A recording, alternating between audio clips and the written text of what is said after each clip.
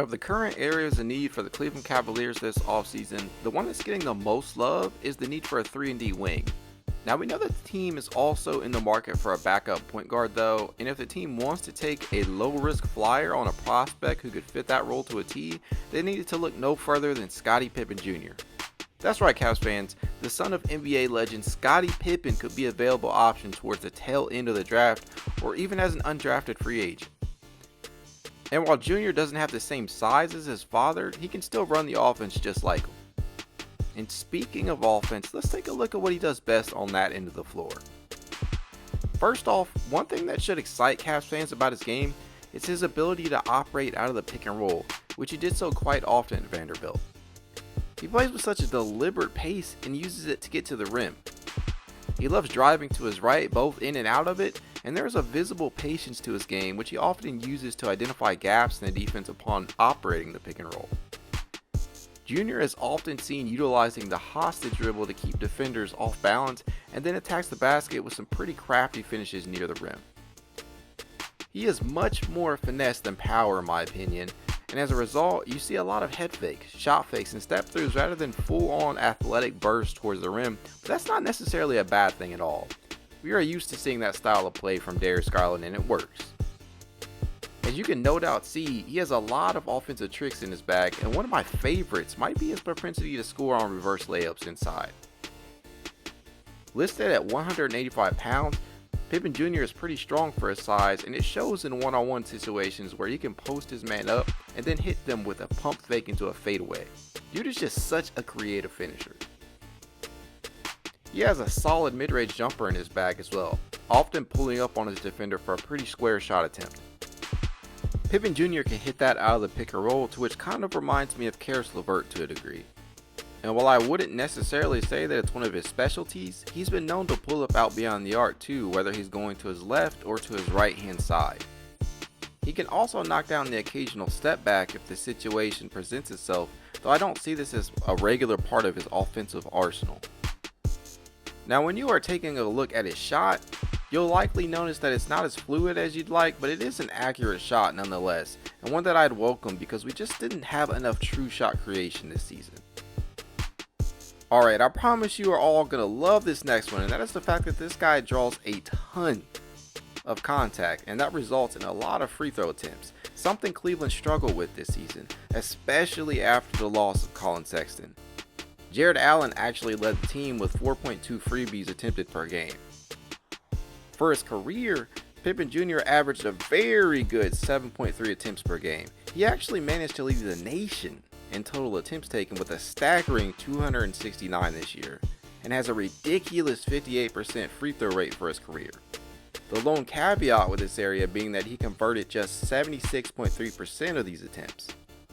Let's take a look at how he does it. First off, you'll notice how effective and efficient he is at finishing through some contact at the rim.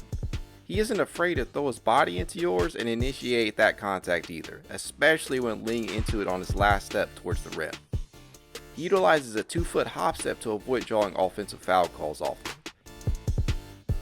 The pump fake I mentioned earlier is definitely among his deadliest weapons when looking to draw contact. Just think of what Austin Carr would say if he managed to make someone leave their feet.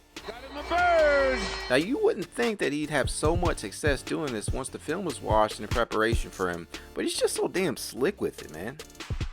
Some may see this as a cheap way to draw contact, but hey, it works. Especially with that hostage dribble where he can get defenders on his back. Okay, now let's take a gander at his skills on the less glamorous end of the court. Now at first glance, you'll likely be able to tell that he isn't the greatest on-ball defender, but he does showcase some pretty good defensive instincts.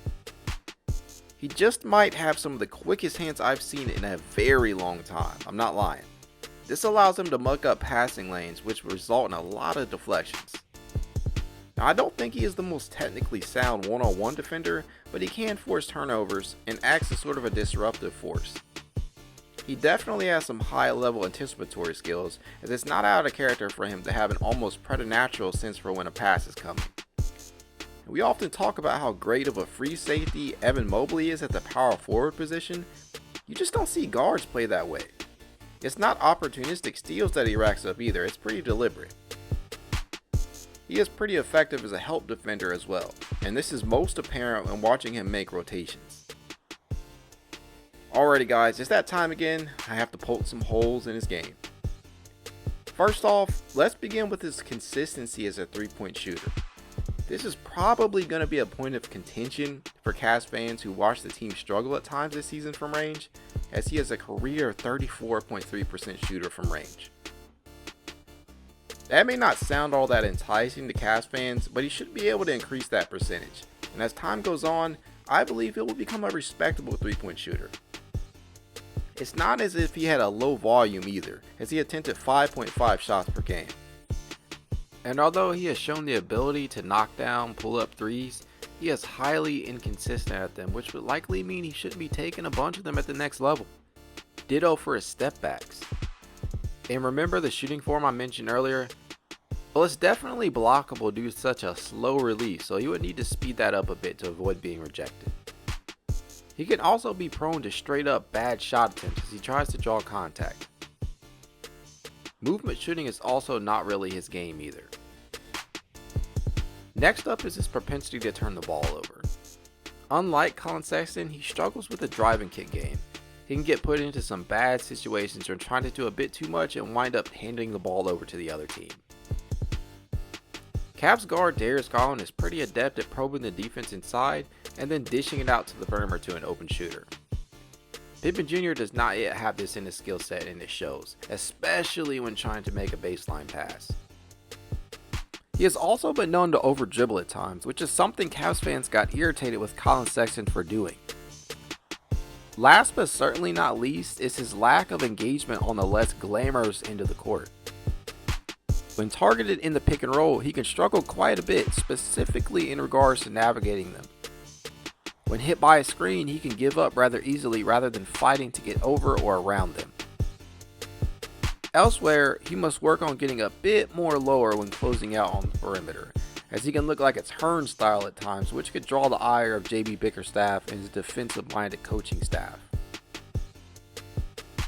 Now at the end of the day, Scotty Pippen Jr. would likely be a developmental piece off the bench or to be sent to the Cleveland Charge, but there is nothing wrong with that, especially if you are being taken near the tail end of the draft or are likely going to go undrafted altogether.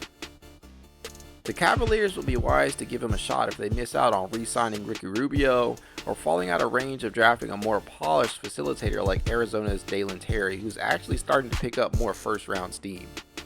So at this point, Cleveland might just want to consider giving him a shot.